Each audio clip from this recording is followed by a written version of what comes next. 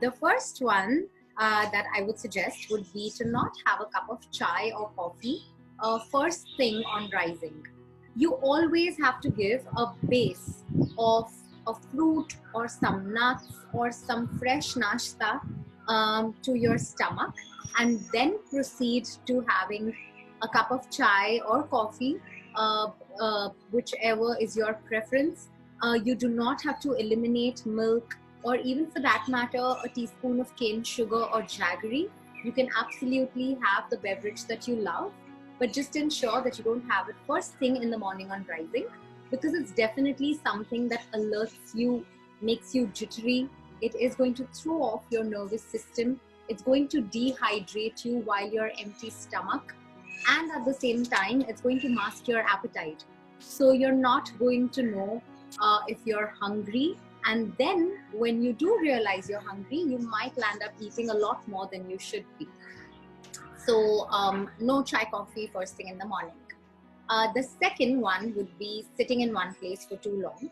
So as we know that we're all working from home, it's becoming absolutely inevitable that we sit in one place for too long, and we have to compensate for the lack of going to offices, walking down during lunch breaks with colleagues, going to the cafeteria there, etc. So all of that movement is absolutely zilch now.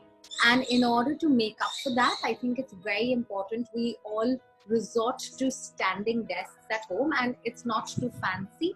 What you have to do is just take a stool, put it on top of your study table, and you can just work on it in a standing position for about 15 to 20 minutes, and then you can go back to sitting again for 30 minutes.